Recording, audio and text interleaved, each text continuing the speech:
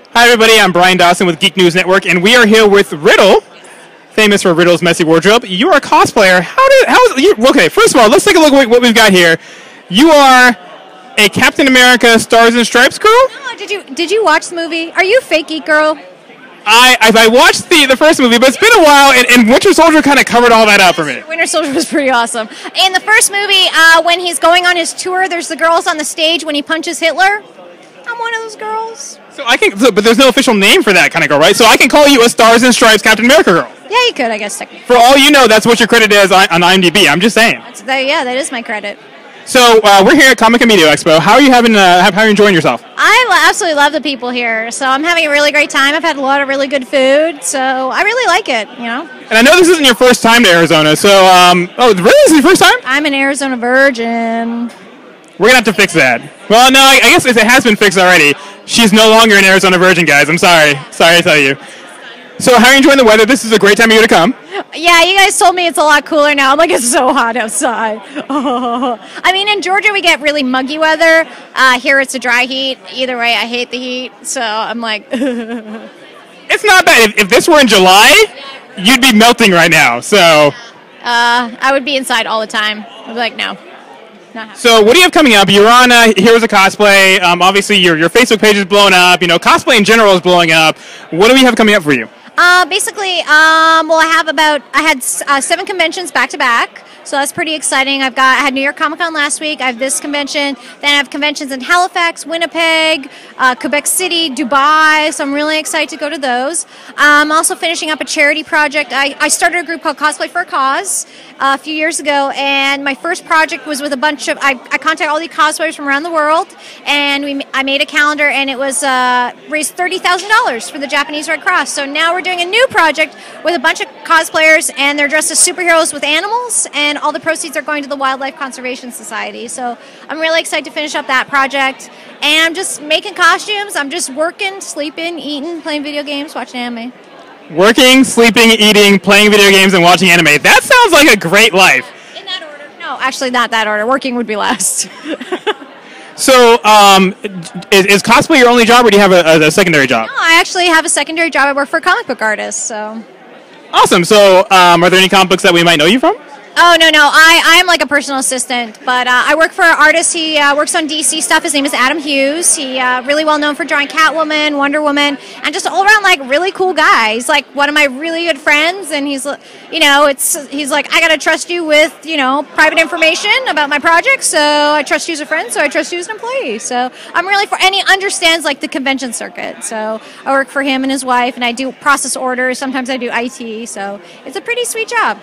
Awesome, that sounds great.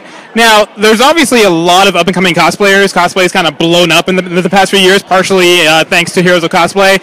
Is there anything that you can kind of give advice to the up-and-coming cosplayers, new to the con scene or just new to cosplay in general? Sure. I would say like the biggest thing I get is like, how do I become cosplay famous?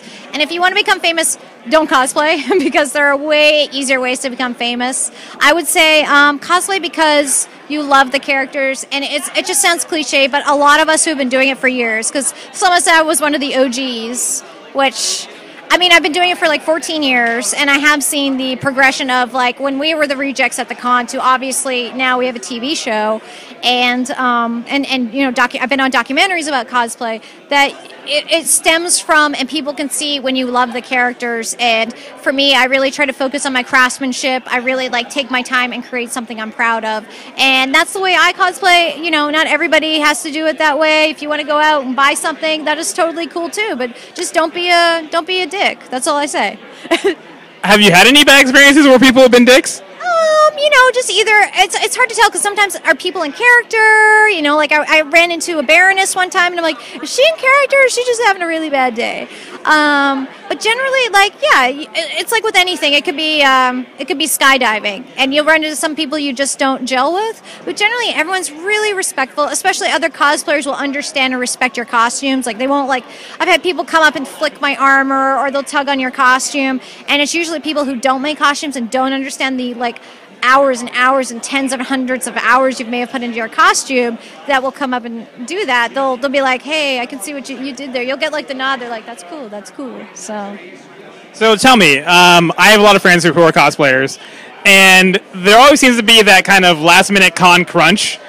Can you tell me why is it that, because obviously, you plan well in advance of what costumes you want to do for what cons and stuff, but it seems like everyone kind of, oh, I've only got 3 weeks left, like, why does that happen? Well, I used to do that quite a bit, and I just couldn't, I just don't deal with that last minute stress very well, so if the costume's not done like a week before the con, I'm like, I'll wear it at a different time. There's a sexy lady doing a sexy dance over there. So basically, are you heading off? Okay.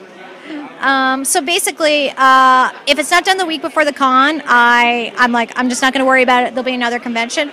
But what it comes to is you get overzealous and overambitious, and you're like, yeah, that'll take me a week, and then it takes a week and a half, and you're like, oh, no, I think it'll take me 2 days, and then it takes 4 days, and you hope for the best, but you generally don't plan for the worst, and usually the worst is what happens. So or you'll finish and you'll be like, oh, well, now that I have some time, I'm going to go fix up that thing. And then that thing, you suddenly pull it apart. And then you're like, oh, right now, time to put it together. So, and procrastination, I think, is the key.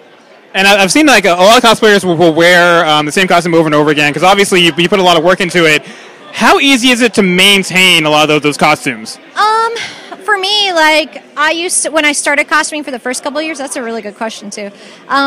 I used to just, if it made it through the weekend, it was okay. Like it was like I achieved mission successful. And now I'm like, man, I spent so much time and so many hours. If I just spent a little more time and that I can make something that I can wear over and over and over again. And if you think about it, for me too, I used to be like, oh, I can only wear a costume once or twice because someone's already seen me in it. But there's always people who haven't seen you in that outfit and they get really excited or it's their favorite outfit and they want to see it in person. So yeah, I just really try to make something, if you make something of quality, it'll last longer. And wash it, hang it up, take care of it. If you want to get rid of the smells, I always recommend 50% water, 50% vodka. Just spray it down when you're done with it. It'll kill the bacteria. You can take it to a dry cleaner. Detangle your wigs. Especially in the last year, I've been really trying to make an effort to have a repair list because there's nothing worse than wearing a costume and you're like, okay, I need to repair that thing when I get home, and then you put it away and then you bring it to another con. You're like, I forgot I needed to repair that thing, and then you're like, damn it. So definitely understandable. So one last question for you. We've seen a lot of cosplay groups popping up, like Atomic Hype and things of that nature. How do you feel about the cosplayers kind of grouping together and doing kind of more almost like an Avengers kind of team up? I think it's absolutely fantastic. I love group cosplay. My thing is, what's better than one costume? Awesome costume, two awesome costumes. So, for instance, when I start cosplaying, I was kind of lonely. It's a very lonely hobby. You sit at home by yourself, and I go to the con. I wear my costumes by myself, and yeah, I get to hang out with people. But I had the greatest time at Dragon Con this past year, where I got Monika Lee and Katie George to be part of my Looney Tunes group. I did.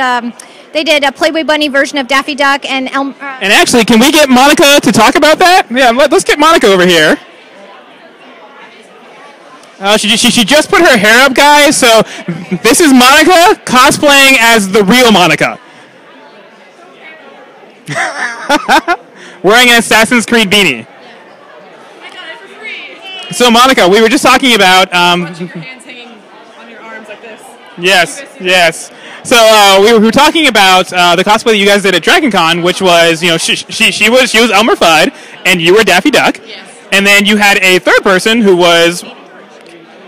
Her name was Katie George, but she was Bugs Bunny. So the whole idea started from, I see all these Playboy Bunny versions of costumes, like, man, it'd be hilarious if I did Elmer Fudd, but I didn't really think people would get it, and I think I talked to you guys, and I was like, wouldn't it be hilarious if... Well, our joke was that, at Dragon Con, you see sexy version of everything every year, and it's kind of trickled down to, all over cons and stuff. So we're like, all right, what's the funniest thing that you could take, like a childhood thing, and really destroy it, And we're just kind of make people mad. I guess it was kind of like a troll cosplay, but it was still funny to us. Plan. Well, is it rabbit season or is it duck season? Rabbit season. Rabbit season to you.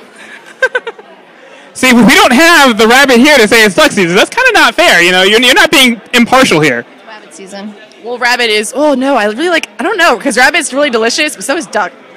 Duck is awesome. We actually have a place in Phoenix that has really good duck. Rabbit though, because roast rabbit is delicious. Nobody eats bunnies. Okay. Game of Thrones, they do. You know what? Monika Lee is a bunny killer. Bunny eater. I'm more They're duck. so cute and delicious. I'll eat duck. I'll eat both. Who am I kidding? There you have it. Riddle likes duck. Monika likes both. Thank you guys at Geek News. Thank you, Monika. Thank you, Riddle. Why am I here, Thank Bryan? you. Why am I here? Groups are good. Point of the story. See you guys later.